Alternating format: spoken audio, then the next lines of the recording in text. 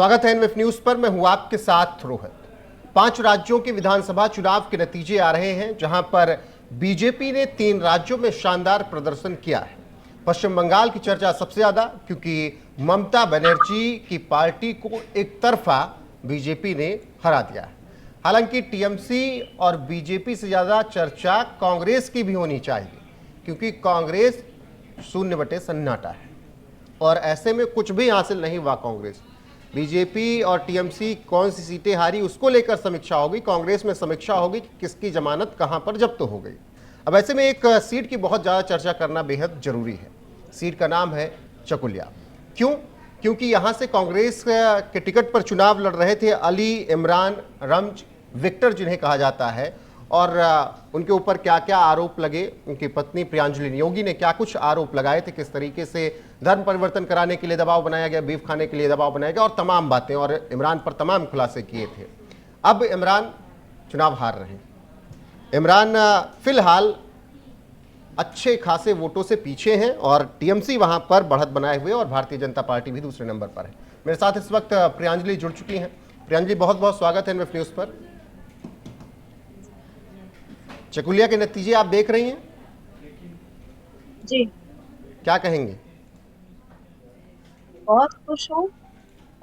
मेरा जो भी प्रेयर था, जो भी हम मन्नत मांगे थे, सब पूरा हुआ है। मैं यही चाहती थी, सबसे पहला कांग्रेस पार्टी से दुआ की दरखास्त की थी मैंने कि कांग्रेस पार्टी उसको टिकट ही नहीं दे, लेकिन वो बहुत ही ज्यादा कॉन्फिडेंट था कि उसको एक जगह से नहीं 2 जगह से टिकट चाहिए था। उसके बावजूद उसको टिकट मिली और मेरा जितना विनती था सब पूरा हुआ है। वो हारा है और कांग्रेस ही टोटली बंगाल से गायब हो चुका है।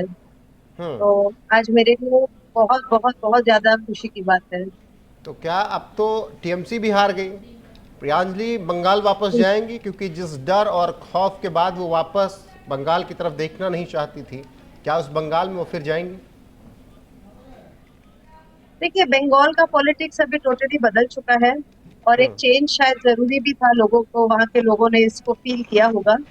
बट मेरा जो मेन प्रॉब्लम था, मेरे साथ जिसने सबसे ज्यादा गलत किया, मेरा लाइफ, मेरे बच्चों का लाइफ जिसने बर्बाद किया, मेरा मेन एम, मेरा मेन टारगेट, मेरा मेन टेंशन बस वहीं पर था। और भगवान ने मेरी सुन ली और मैं इस बात से आज बहुत खुश हूँ। आज मेरे लिए बहुत ज्यादा खुशी की बात है कि इमरान हार चुका है, कांग्रेस मिट चुका है और ये हम लोगों के लिए बहुत खुशी की बात है। आज हमारी जीत हुई है। बिल्कुल आपकी जीत हुई है, लेकिन इमरान की हार में आपका भी बहुत बड़ा योगदान है, आपको लगता है? देखिए, मेरा योगदान से ज्यादा आई वुड से उसी का खुद का योगदान है, क्योंकि वो जैसा किया है, जैसी करनी वैसी भरनी है। तो ये जो भी हुआ है आज उसके साथ, जो भी अन्याय या गलत उसने मेरे साथ किया, उसी का नतीजा है। और ये तो पहले से हमारे शास्त्रों में ही है कि अगर कोई भी कुछ गलत करे, अंत में सच्चाई की जीत कहीं ना कहीं होती है। तो हो सकता है ये मेरे लिए एक पहली जीत की स्टेप हो, एक छोटा सा बेबी स्टेप हो मेरे लिए। बट हाँ, ये एक जीत है, क्योंकि इतना कुछ अन्याय करने के बाद अगर वो जीत जाता तो कहीं ना कहीं मैं भगवान से बहुत नाराज हो जाती, क्योंकि मैंने बहुत ही ज्यादा प्रेयर भी किया था कि कुछ भी हो जाए, वो इलेक्शन हारे। और अच्छा, कांग्रेस भी उसको जो सपोर्ट किया, उसकी वजह से कांग्रेस पार्टी भी खत्म हो जाए बंगाल से। और भगवान ने मेरी सारी प्रेयर्स को सुन ली। मैं आज बहुत खुश हूँ। अच्छा, आपको लगता है कि अगर इमरान जीत गए होते तो आपकी समस्याएं और बढ़ जाती? हाँ जी, बिल्कुल बिल्कुल। उसने तो मुझे थ्रेट भी दिया था, जैसे कि मैंने आप लोग से शेयर भी किया था। और उसका जो नेचर है, एक्स एमएलए हारा हुआ होने के बावजूद भी वो इतना पावर, इतना कुछ दिखा के भी मुझे इतना टॉर्चर कर रहा था। अगर वो जीत जाता तब तो और भी मेरा लाइफ, मेरे बच्चों का लाइफ और भी मुश्किल कर देता, और भी हम लोग को हैरेस करता।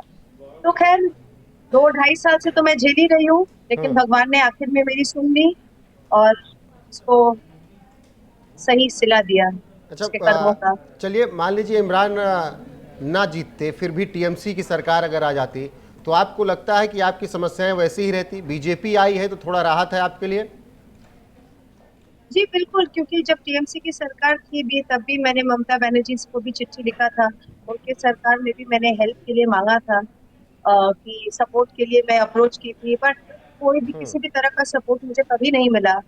तो मे बी अगर बीजेपी आए, अगर वहां पर एक बदलाव हो सकता है कि बीजेपी पार्टी औरतों के लिए वो लोग भी काफी कुछ करते हैं, उन लोग का सपोर्ट डेवलपमेंट के लिए भी वो लोग बहुत काम करते हैं। तो आई एम वेरी होपफुल, बहुत उम्मीद है कि बीजेपी की सरकार से कुछ मदद मिल सकती है।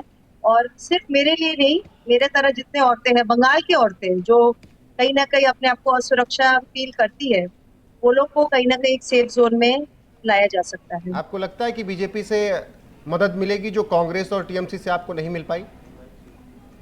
उम्मीद है, उम्मीद है। हम्म। जो आपने लेटर्स लिखे थे राहुल गांधी को, एआईसीसी को, वहां से अभी तक कुछ जवाब आया? देखिए, कांग्रेस पार्टी से तो और कोई उम्मीद रहा ही नहीं। और रहा हम्म। सवाल राहुल गांधी जी, प्रियंका गांधी जी, ये लोग सब सिर्फ माइक पे, मंच पे लोगों को बेवकूफ बनाने के लिए लंबे लंबे बातें बोलते हैं। इन रियलिटी जब इन लोगों का हेल्प का जरूरत है, ये लोग दूर दूर तक दिखाई नहीं देते हैं। सुनाई हम्म। देने की तो बहुत दूर की बात है। तो ये पार्टी, कांग्रेस पार्टी ही एक बहुत ही घटिया पार्टी बन चुका है। वो लोग लोगों का साथ नहीं देते हैं। लोगों ने हम्म। अपना जवाब दे दिया है साफ, बंगाल के लोगों ने खासकर।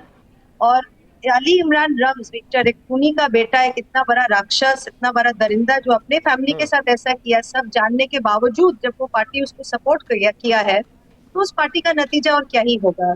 तो राहुल गांधी जी या प्रियंका गांधी जी से ना तब जवाब मिला, ना अभी तक मिला है, और उम्मीद भी नहीं है और कि कुछ मिलेगा, क्योंकि ऊपर वाला ने मेरा मदद कर लिया। तो और कुछ मुझे उन लोगों से कोई हेल्प चाहिए भी नहीं। बिल्कुल। मेरा सवाल ये है कि लगातार आपने जब पिछले कुछ वक्त में इंटरव्यूज़ दिए, लगातार सुर्खियां बनी, उसका एक फ़र्क चकुलिया में निश्चित तौर पर इमरान के इस चुनावी कैंपेन पर पड़ा होगा।